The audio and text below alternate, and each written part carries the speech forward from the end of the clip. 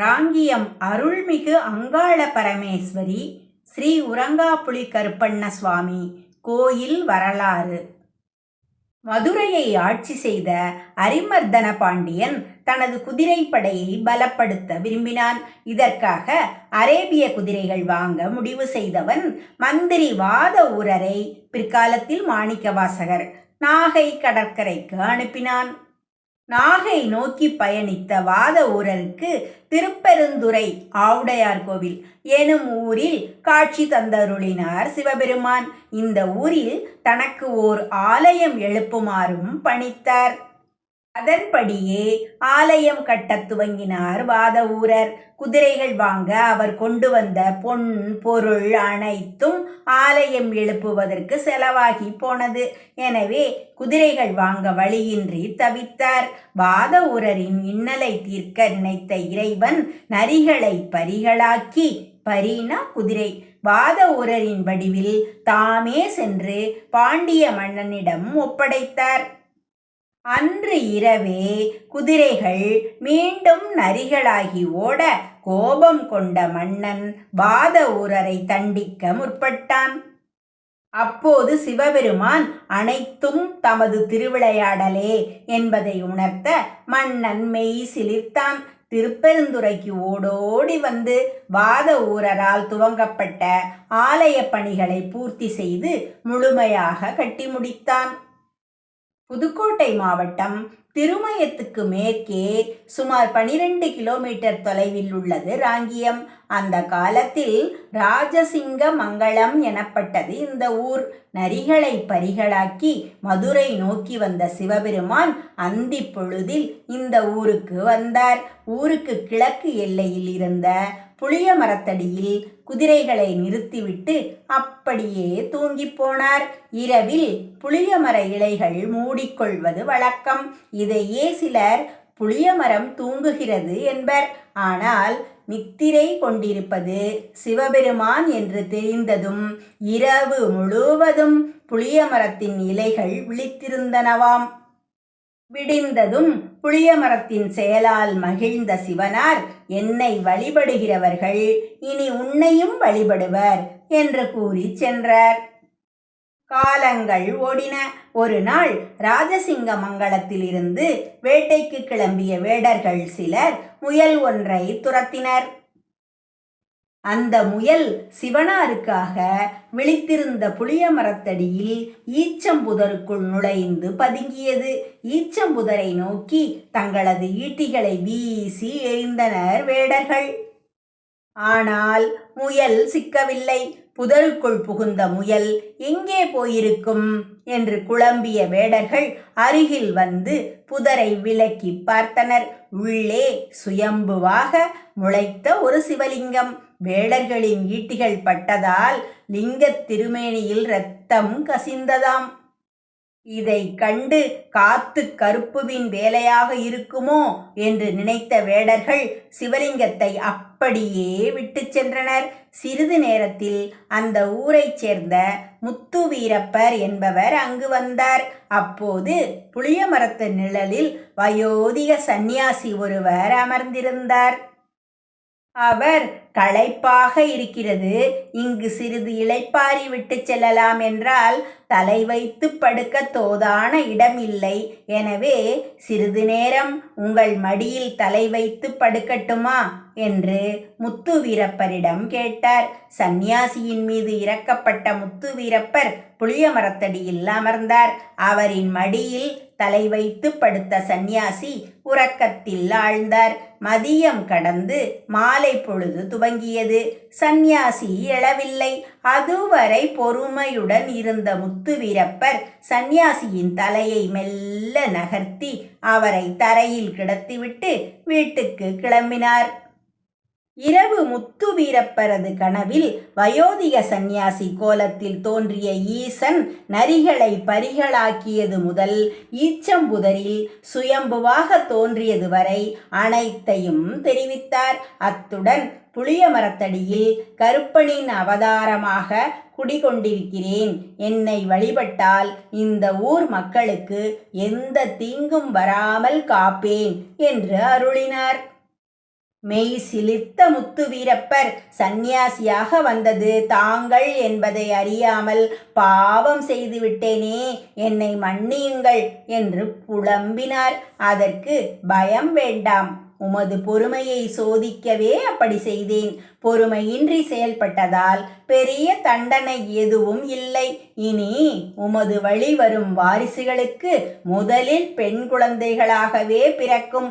பொறுமையுடன் இருந்தால் கடைசியில் ஆண் குழந்தை பிறக்கும் என்று அருளி மறைந்தார் ஈசன். இதை அடுத்து புளிய மரத்தடியில் கருப்பருக்கு சிறிய கோயில் ஒன்றை எழுப்பினார் முத்துவீரப்பர். சிவபெருமானுக்காக உறங்காமல் நின்று நிழல் கொடுத்த புளிய மரத்தின் அடியில் இருப்பதால் இவருக்கு உறங்கா புலிக்கருப்பர் என்று பெயர்.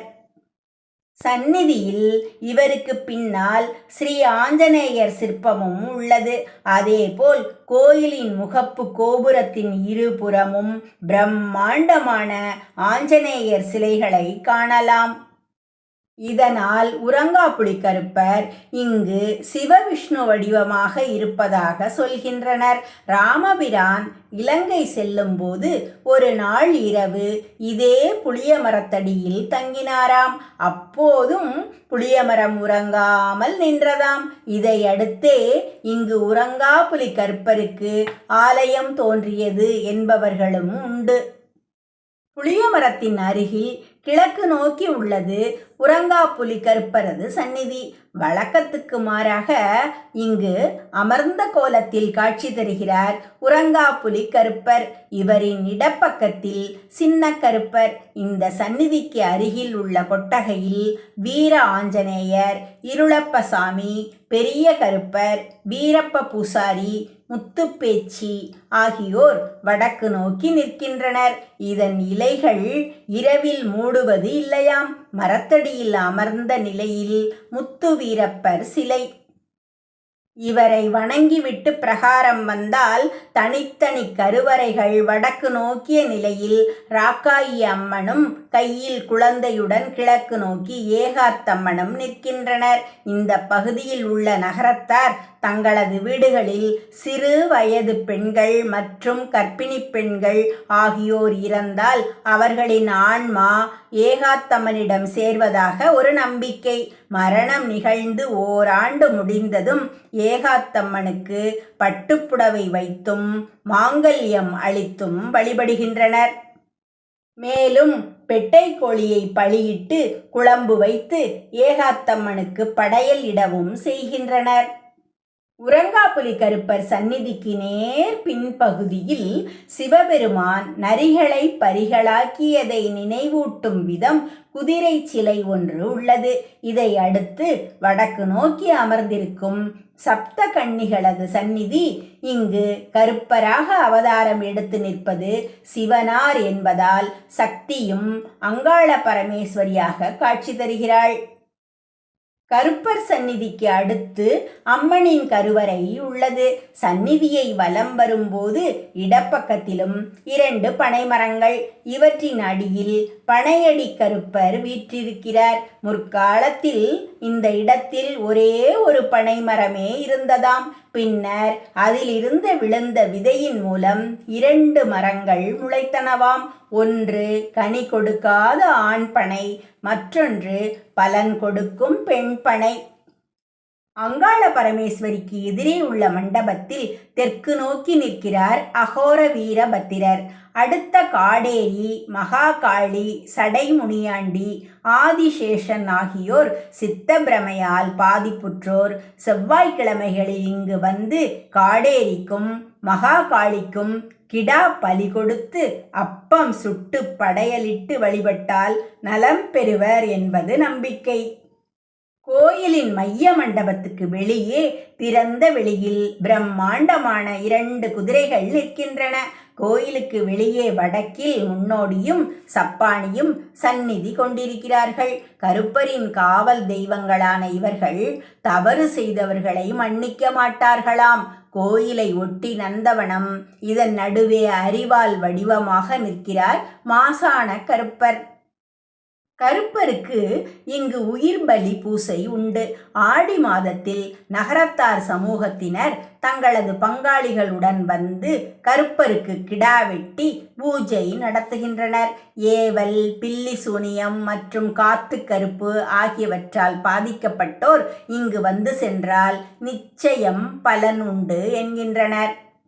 குழந்தை பேறு உண்டாகவும் திருமணத்தடை நீங்கவும் விரும்புவோர் கருப்பருக்கு அருகே உள்ள கூமத்தினத்தில் சேலை தலைப்பில் தொட்டில் கட்டி வேண்டிக் கொண்டால் உரிய பலன் கிடைக்குமாம்.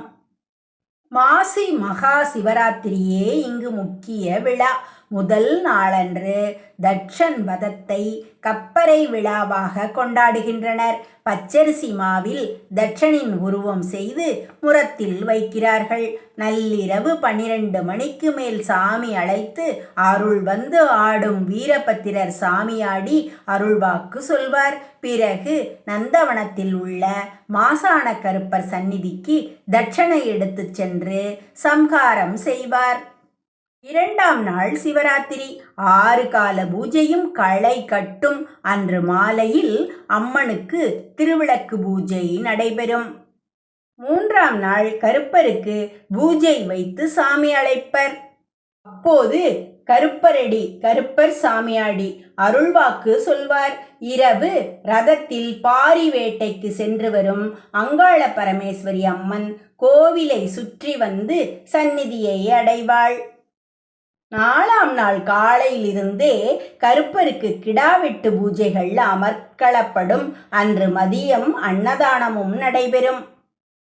5ஆம் நாள் விழாவில் அகோர வீரபத்திரருக்கு கரும்பு, தேங்காய், பழம், பயறு வகைகளுடன் சர்க்கரை பொங்கல் படைத்து மதியம் 1 மணிக்கு பூஜை நடைபெறும். இதை பச்சை வாழை பரப்புதல் என்கிறார்கள். 6ஆம் நாள் விழாவில் நடைபெறும் சிறிய அளவிலான படையல் பூஜையை சின்ன பச்சை வாழை என்பர். இத்துடன் விழா நிறைவு பெறும். விசேஷ நாட்கள் தவிர செவ்வாய், வெள்ளி மற்றும் ஞாயிற்றுக்கிழமைகளும் கருப்பருக்கு விசேஷம். இங்கு தரப்படும் விசேஷ பிரசாதம் உறங்கா புலியின் இலைதான்.